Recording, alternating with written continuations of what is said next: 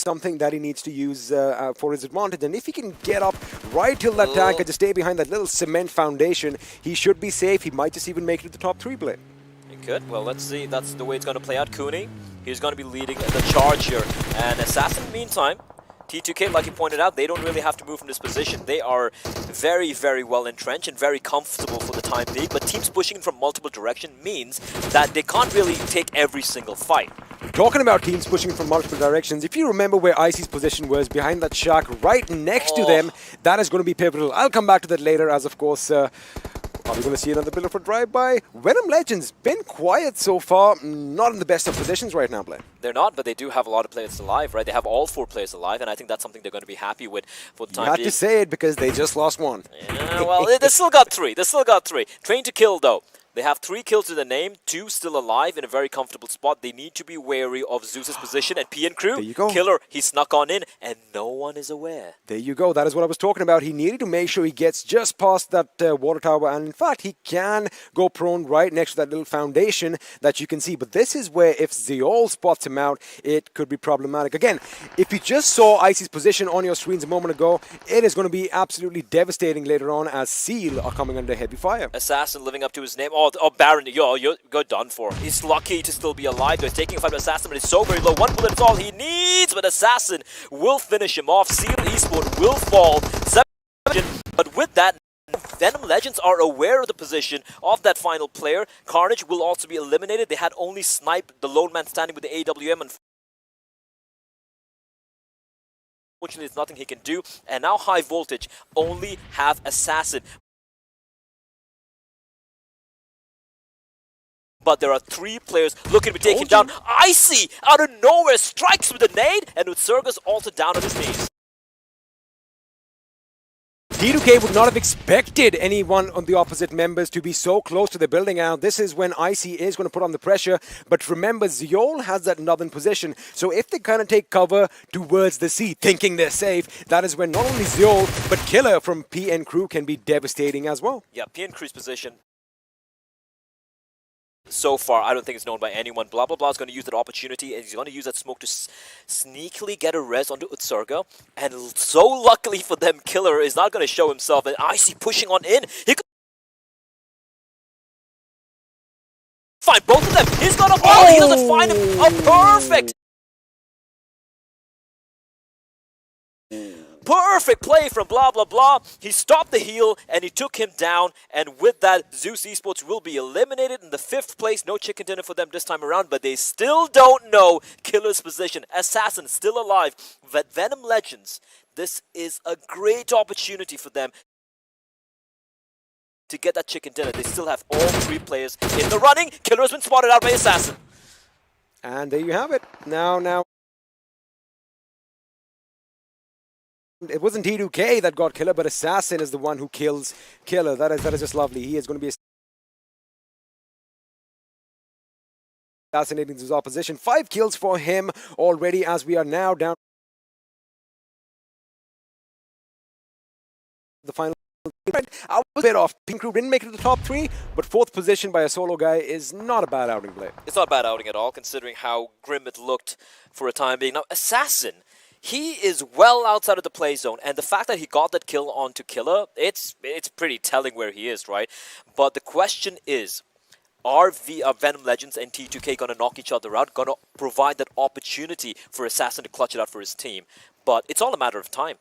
It is a matter of time, and Rafith is in a wonderful position because although T2K want to basically have control of this single lone house that is going to be inside the circle, he is going to make it just a little bit difficult. See, right now, blah, blah, blah, he is being a bit cautious, not moving in willy-nilly, making sure that he doesn't get spotted out as, well, he doesn't get the one close to him, but he does get the one far, far away. Indeed it does, and now we're down to the final 2 teams. We're down to the final 5 players. High Voltage getting eliminated as Assassin will be put 6 feet under, and now the battle breaks out. Utsurga will be dropped. Venom Legends, they know this is the opportunity for them to close this one out. Blah, blah, blah, left alone in a 1v3. There's nothing he can do. He can't clutch it out. And that is gonna be winner, chicken dinner for Venom Legends.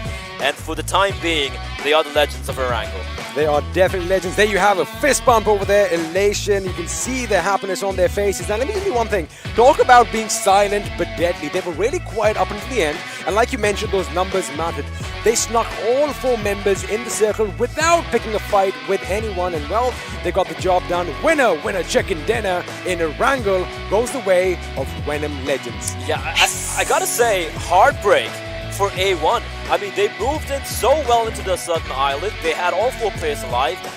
And everything just went alright for them, really alright. It just went wrong. Even though they have the hilltop. But see, that's the thing. When you are in these situations, people predict your movements. And of course, if they all play scrims, you know that someone is going to be up there. So nobody really just goes straight for the top anymore. Everyone's a bit wary. Everyone's going to throw a few grenades and, you know, take their time. And talking about taking your time, we're just going to take a quick little breather as well because, well, we have been talking quite a bit. You are not going anywhere. We have a lot more action in store for you. We'll be back after this break.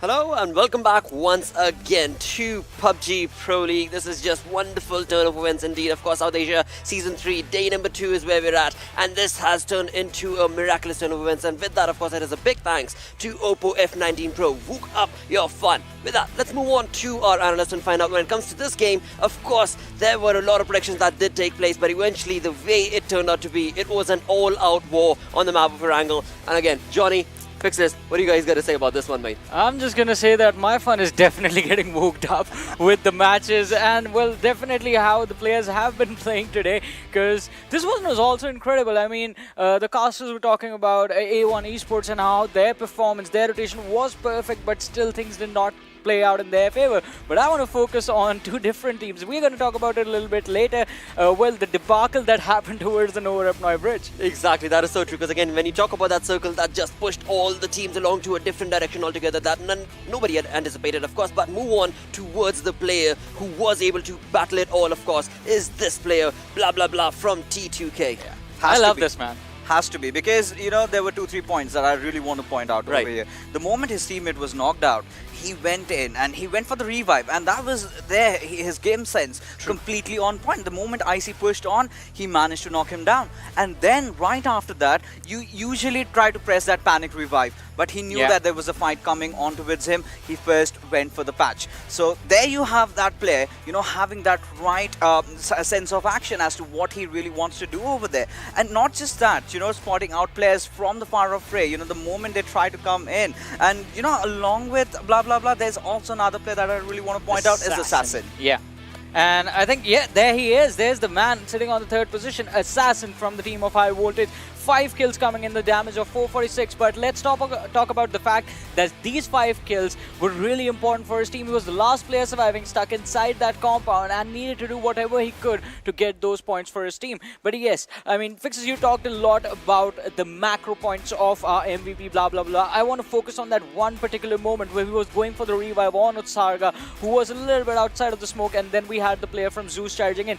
There you'll get into the micro mindsets of players and how positioning yourself inside of the fight is important, because if you pay close attention towards that one moment, he pulls the attention of Zeol away from Utsarga so that his teammate does not die right there. Plus he went for a pre-fire. Yes. That's also important. So shows how present he is inside the game, how he took that seriously. Had Utsaga not really pushed inside that compound in those final phases, maybe T2K could have won this one. That is true. Yeah, I mean, it was a close affair. That's no question about it. I mean, you talk about teams coming online. Now is the moment for these teams to showcase, and that's exactly what we're seeing right off the bat in game number 2. With that, let's of course move on and have a look at the match summary, where of course there are going to be some incredible stats going to be showcased. But I mean, Assassin, T2K, just perfect plays coming in from these lads actually.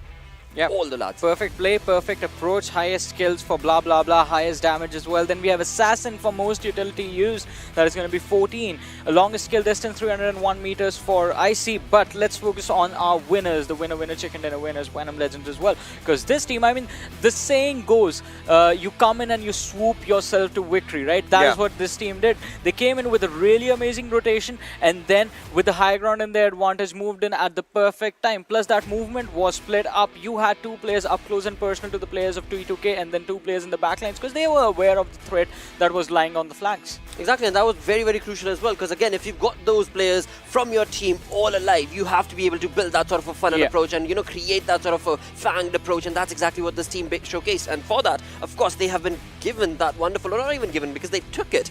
Chicken dinner with, of course, 6 kills and 21 points. But you know, I really love how High Voltage approached this one out. You know, not really being there in terms into top 2, but let's take a look at their kills. 7 kills, 17 points earned, and 10 to kill. You know, they really had the zone, and they could have really done better in terms of how many players were alive.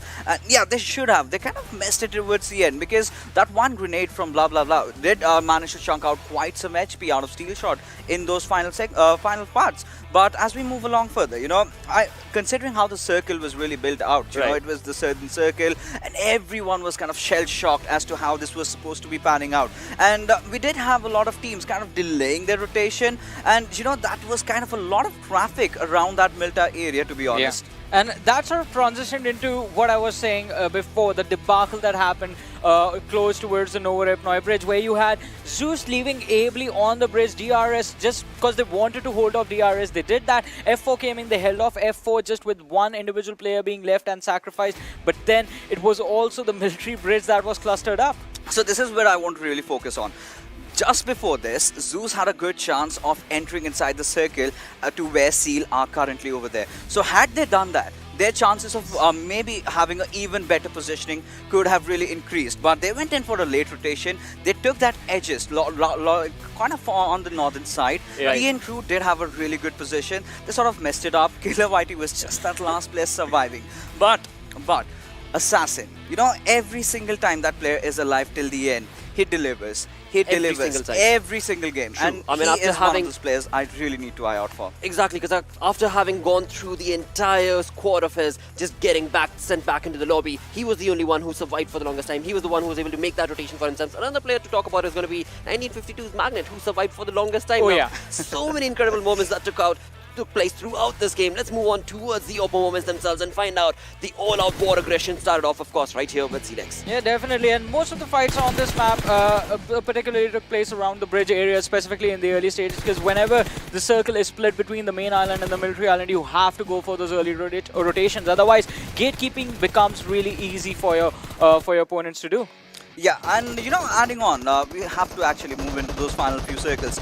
Once that really panned out, the western area of that hell side we had, it was completely opened up. No team had really contested for it.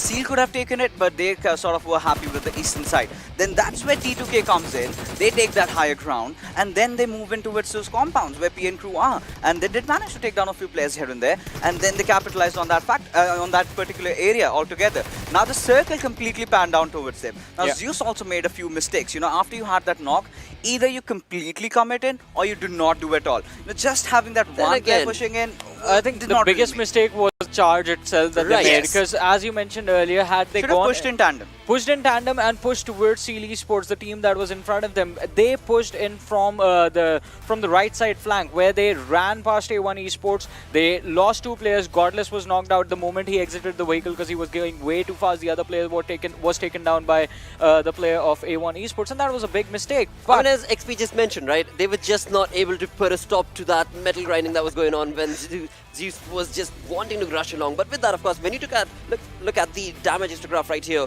there are a few teams that we do expect a lot more from, I would say. Blood Legion. Again, this is a team. I mean, considering we can sort of call them as the underdogs in this tournament, because yes, you are the champions of your region, but once you enter the Pro League, things, you know, rise up. The stakes are higher. The teams are a lot tougher to deal with. Now, their only forte was pure aggression. This is one of the teams that was known for it. Now, when you go into the Pro Leagues, you have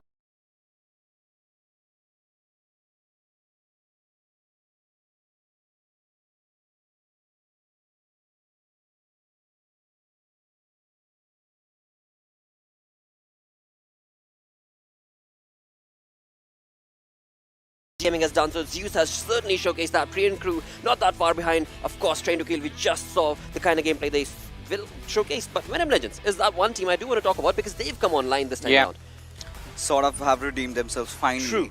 But you know, this is one of those games where I really did not think that they would come out on top, considering how sneaky they were with their approach. You know, like Suits the name, mate. Come on, suits the name. That's what you need, right? You have to be able to create that sort of an opportunity, and that's exactly what they did. You have to be venomous. Yep.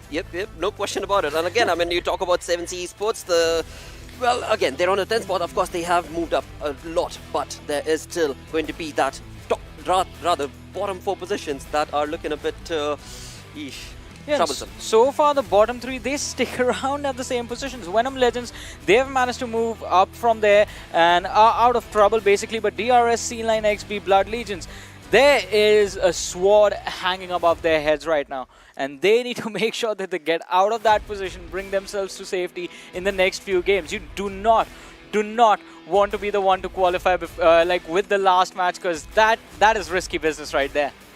True, mate. That is true. Of course, no team wants to leave it down to that 1 point, right? Because again, the points are very close till that 16th position. But again, you do not want to be left out from that. Of course, 2 games are already done. With that, let's move on and have a look at the schedule, which will, of course, tell us what groups are now going to be playing.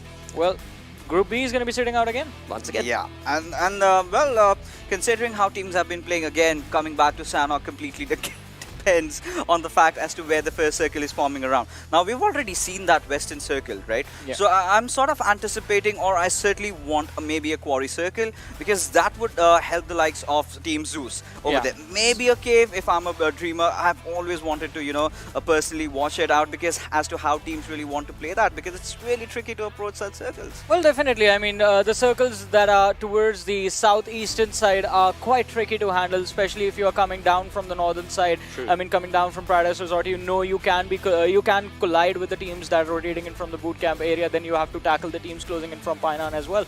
But this time, if I have to pick a team that is going to take, make an impact in this one, I'm going to go with DRS. I want that team to start performing now. All right, Fixes.